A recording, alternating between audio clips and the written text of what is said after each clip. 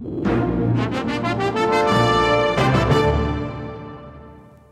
University of Nebraska has a large footprint on our state and is a big part of our budget. We'll talk with President Hank Bounds about the university's priorities, challenges, and future next on Speaking of Nebraska.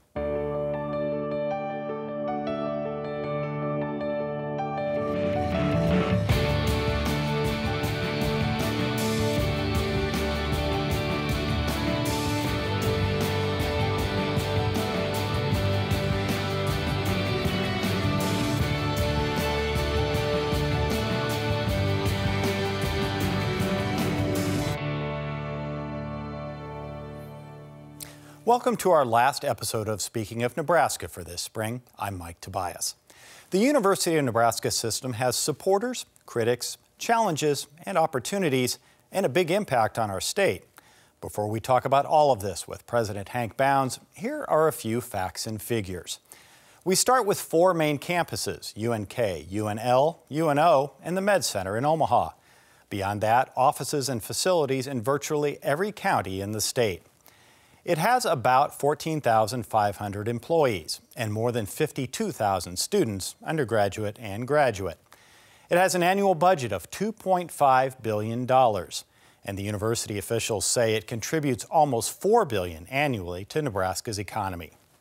Well, as president of the University of Nebraska, Hank Bounds has been in charge of all of this for the last 2 years. Thanks for joining us today. My pleasure. Lifelong Mississippian, now transplanted to Nebraska. Anything about living in this part of the world that has been an adjustment for you? We're still trying to get used to the winters. The winter in Mississippi is about 3 days long. A little shorter than here. A little shorter than here. It's summer about 362 days and winter for the other 3. So I enjoy the seasons. And I joke a lot about the weather, but it really hasn't been much of a change for us. Yeah. Other adjustments, though, during you're about 2 years into your tenure here heading the University of Nebraska. You came here after 6 years as Mississippi's Commissioner of Higher Education, which is essentially the CEO of the state's 8 universities. Before that, a career in secondary education. Right. Talk about what's been the hardest thing about adjusting to doing what you do in this sort of an environment. You know, the work is the work. The biggest difference is I came here not knowing anyone. And so getting to know the staff that I work with every day and the leadership on the campus, the faculty, the staff, the students, new neighbors, a new board, didn't know the governor, Right. Getting to know the members of the legislature, and not only the members, but the processes. Unicameral system is quite different than what the legislative process looks like in much of the rest of the country. And so I think the biggest change was all the change at one time. And being on a campus versus what you were doing before, has it required you to do some things differently? You know, I don't know that it really has. We're smaller here, about 53,000 students, 85 to 90,000 students, 8 institutions in Mississippi, and so it was a much larger enterprise there. But lots of commonalities. Freshmen are freshmen, whether they're in Mississippi or Florida or Nebraska or California. Good teaching and learning opportunities, doing good public service, doing good research, making certain that everyone has the resources that they need to be successful. That part of the work is just similar. I don't think it really matters where you go. So you got here in time to walk right into a fairly significant budget shortfall that the state of Nebraska was facing.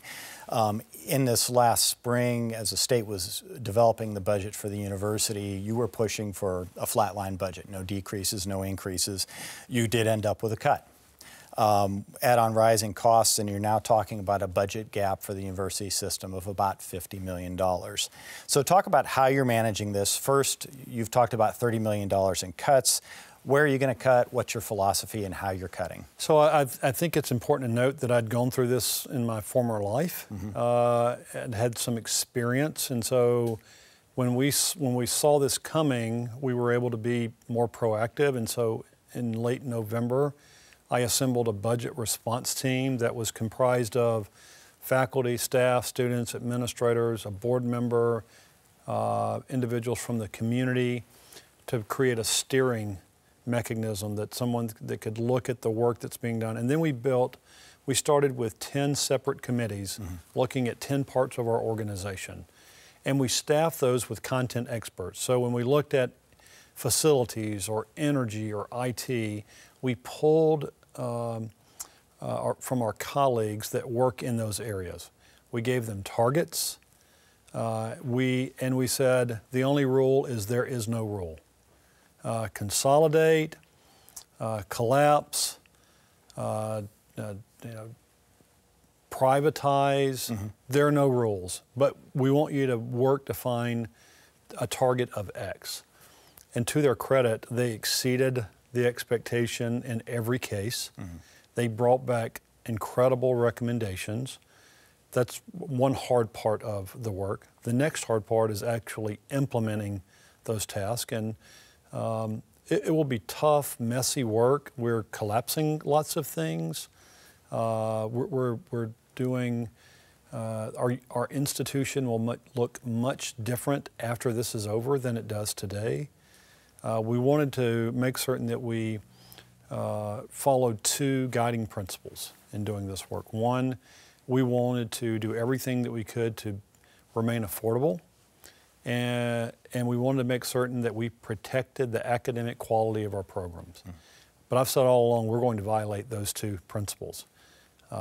More cuts will mean that we get into the academic areas. That's the only place that we have left to go. And then we are increasing tuition, as you know, by about 5.5% the first year and about 3.25% the second year. And so what we did was to say, what can we cut? Let's make that our first approach. The second approach is, what do we think we can realistically do with student growth so we bring in new revenue to offset those cuts? And then the third thing was to raise tuition. So talk about when you say that the university is going to look different. Give me a few tangible examples of what you mean by that. So probably the best example is we had 4 IT departments across all the campuses when I arrived. We now have 1. Service, so we'll collapse lots of things. The speed at which we process employees into the university, to how quickly we're able to make a purchase, how quickly we're able to respond, how quickly we're able to bring in new employees or new students. All of that we'll see a bump in the road there, and our processes will slow. We're going to reduce employees in those areas. We're changing how we do things. And so, you'd like to be able to make these changes in a reasonable time frame. We have to make those changes right now. Do it very quickly, not make a mistake. Thankfully, we've been working in the IT space for about 15 months, and we're going to find considerable savings. And so I'll give you a really tangible reason that we really have to take our time and get this right.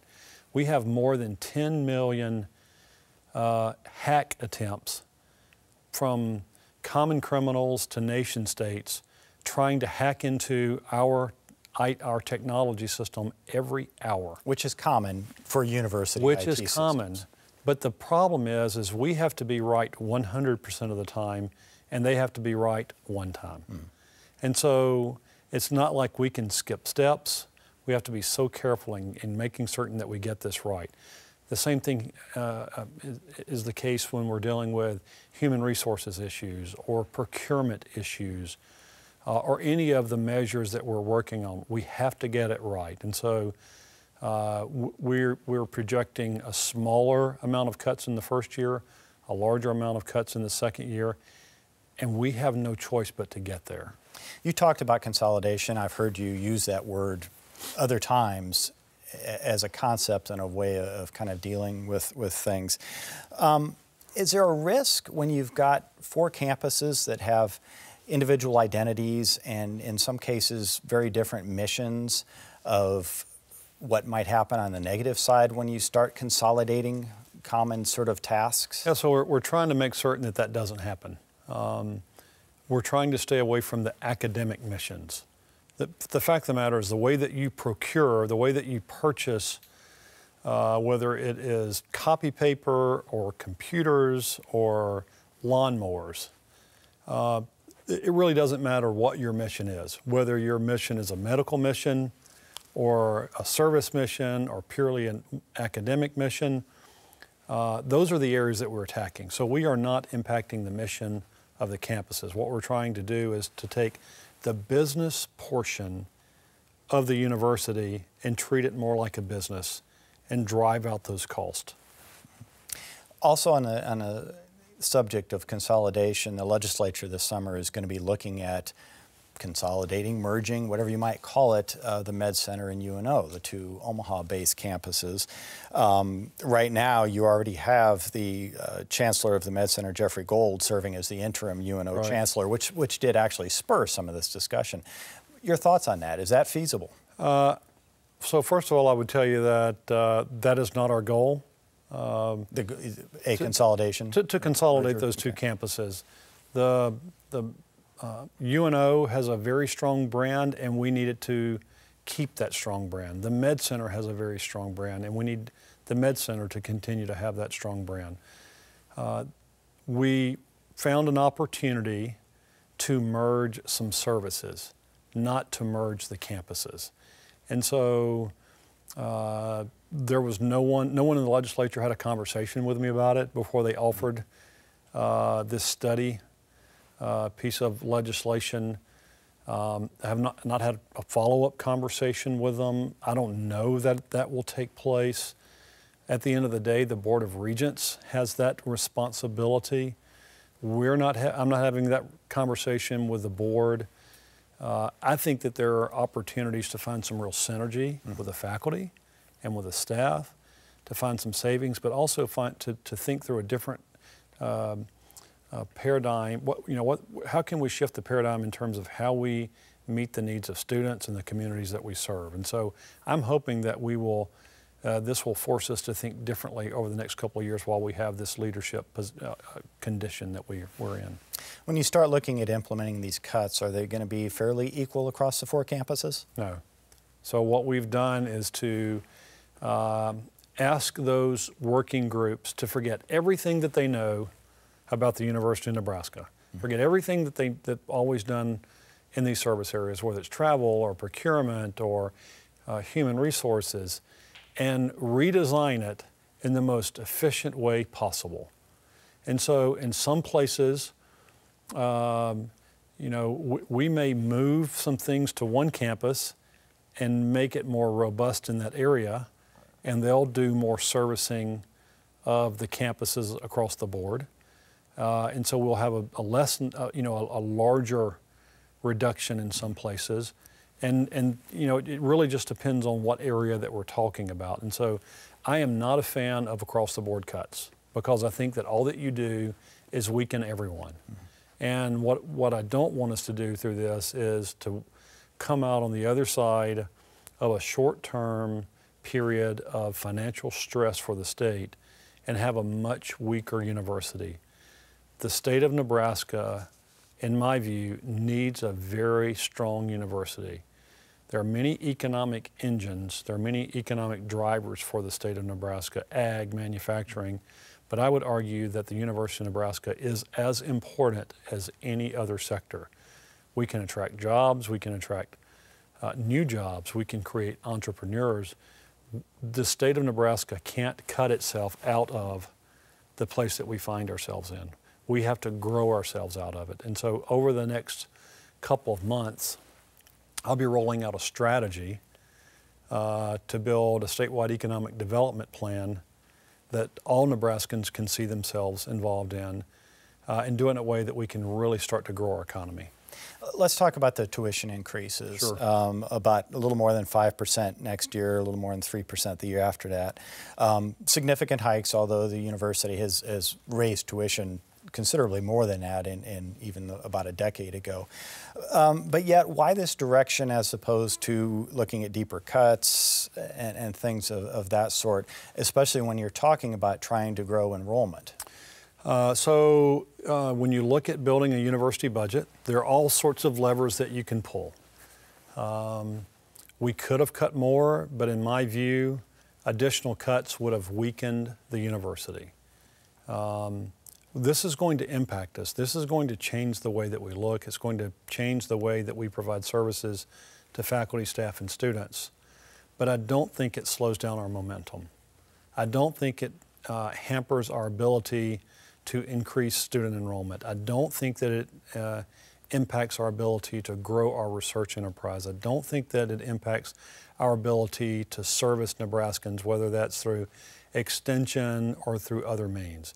And so we were very careful to protect those parts of the organization and really focus on the back office operations. It will impact how we get things done in the university. It will slow things and it will impact us. From a tuition perspective, I think it's important to know that our price point is we're at a much better price point than our competitors. Right, you're lower right now. We're much lower. I believe all the most of the other Big Ten institutions. So I'll give you on sort of a scale. Northwestern, we would have to increase our tuition 7% to equal a 1% tuition increase at Northwestern. Right, although they are the only private in the Big Ten. They are the only a little private, different level. But I would, even if you went to Minnesota or Penn State or other places, it would take a several percent increase at UNL to increase the same 1% increase at other places. That's not a good comparison. We need to continue to be affordable.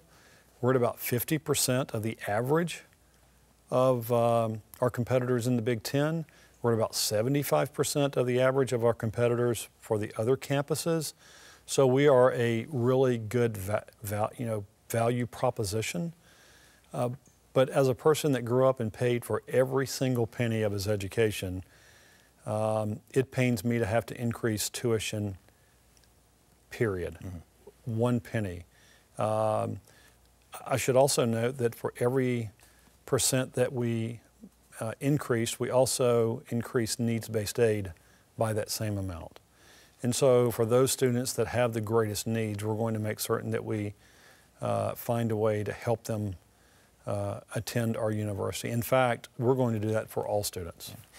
During the budget debate, there were critics. One who recently actually published an op-ed in the Scottsbluff paper, State Senator Steve Erdman, wrote, quote, "The University of Nebraska system has been bloated with an abundance of fat available for trimming." So there are people out there that think, as much as you're saying this is going to hurt and forever change the university, that there's still more the university could do. I would argue that there's no data to support that. I'll give you a good example. We have the same number of employees, basically the same number of employees that we had in the year 2000. So 17 years later, but we have more than 8,000 more students. When you look at one of the criticisms was the number of highly compensated faculty members that we have. Right. And we do have a number of faculty members that make more than $100,000. But when you look at our competitors, we don't have nearly the number or the percent that they have. And so when you look at our average compensation, we are much lower than our competitors. And so as Nebraskans, I think we have to ask ourselves, do we want to be competitive? I think most Nebraskans would tell you on a Saturday afternoon in the fall, they expect us to compete. They expect us to not only compete, but they expect us to win. I would tell you that businesses in this state expect us to compete and win with students because we are producing students that are populating their workforce. And so to make certain that we're competitive, we have to pay a competitive wage to not only attract, but to retain the best and brightest. I mean, you look at what's happened in the past 3 weeks. We stood up even in the middle of these cuts, we've stood up 3 world-class institutes that have brought national and international acclaim to the state of Nebraska. The largest economic development project in the history of the state of Nebraska, the Buffett Cancer Center that opened its door this week, 1,200 high-paying jobs on the day that it opened, and in 5 years from now, we will have added 1,200 more jobs. There's no larger economic development project that exists. And so I would really push back pretty vigorously on the fact that we are bloated. There's no metric that merits that claim. Shifting gears a little bit, talking about some of the challenges with the federal budget. We've got a White House that has proposed at different times cuts to USDA and environmental programs and grants, which the University of Nebraska benefits from, cuts to subsidized student loans and work-study programs. Now, this is all very much in flux, but yet something that you've got to be probably concerned about. We have to pay attention to the president's budget recommendation, but it's a process. You know, just like we have a process in our legislature, but we're concerned about it. You know, if the federal investment in ag research or medical research or other scientific research area is lessened, then that will have an impact in the state of Nebraska. And that impacts the levers that we're able to pull. And so if our research portfolio drops, then we have to pull other levers in a way to make certain that, that we don't run into a cash flow issue, and we'll have to start reducing programs. So when you talk to and lobby our 5 Republican members of Congress, what are they telling you? Where do they fall on what you want versus what potentially the president wants? So I'll tell you that our congressional delegation has been completely supportive. They understand our needs. They recognize how important the University of Nebraska is to the economy of the state. They're strong advocates. I visit with them regularly. They check in with us on issues. All of the members are really focused on the betterment of our state. And so I just I can't say enough good things about our delegation. When you look at communicating the message of the university, whether it's to our congressional delegation, our legislators, the governor, but even the public as a whole, do you feel like that there's work to be done in helping people understand the mission and the vision of the university? Absolutely. I say it all the time. We are, the University of Nebraska sort of exemplifies the humility that Nebraskans just inherently possess. And so we don't do a good job of telling our story. We don't talk about the research that is happening right here in Nebraska to keep American servicemen and women safe. The work that we're doing around cancer research, that is really groundbreaking. The Buffett Cancer Center is unlike any other cancer center, whether research or treatment center in the world. Over the next 5 years, when people talk about the best places to receive cancer care, they'll mention several places, but in that conversation will always be Nebraska Medical Center. We have some of the world's leading experts on water. I think the biggest national security issue that we face is water and food security. Mm-hmm. Over the next 25 or 30 years, we're going to see an enormous population explosion. And those people are going to have to be fed with less water. It is the challenge of my children's generation. We will need my children's generation to be the next greatest generation. It is the challenge of a lifetime. And Nebraska doesn't only have a seat at the table. I think we sit at the head of the table in dealing with that international issue. And so we just don't do a good enough job, I think, in telling our story. In your installation speech last year, you talked about wanting Nebraska to be a higher education giant, but you also said being a giant doesn't mean we can do everything. So what, in your mind, should the University of Nebraska not be doing in about the last minute we've got left here? So it's probably easier to tell you what we should be doing. We should be the best place to be a student. students who come here and expect to graduate in 4 years. We should be a great place to work. We can't compete with the most affluent universities in the country, but we can be a great place to work where faculty members can be creative, can teach, and find new discoveries. We should be a great partner in leading the state, and we should drive economic development. Okay. But what shouldn't we be doing? Where do you draw the line? We've got about 30 seconds. So we can't be experts in every area of research. We need to be really good in water. We need to be really good in water. We need to be really good in infectious disease. We need to be really good in cancer. We need to be really good in the areas where we're already focused. And so it's not that we can't do those other things, it's that we can't be great in every area. We are too small of a state and too small of a university to expect that we can invest in a way that will bring us to a place where we're really good, but a handful of areas. Okay, University of Nebraska President Hank Bounds, thank you for joining us. Thanks for the opportunity. Here are a few other stories NET News is working on. Costco needs farmers to raise chickens for a new processing plant to be built in Fremont. For our Harvest Public Media collaboration, Grant Gerlach looks at what farmers hope to gain and what they're putting on the line if they sign a contract to raise chickens for Costco. Peru State College is 150 years old. Next week, Jack Williams shares some of the history of Nebraska's first college. And Ben Bohal tells us how members of the Omaha tribe are fighting to keep their language alive in the classroom to protect the tribe's culture for younger generations. You can listen to or read all of our signature stories at netnebraska.org/news and connect with NET News and our journalists on Facebook and Twitter. William Henry Jackson was an artist and photographer who helped document the American West. His story is our Nebraska 150 moment.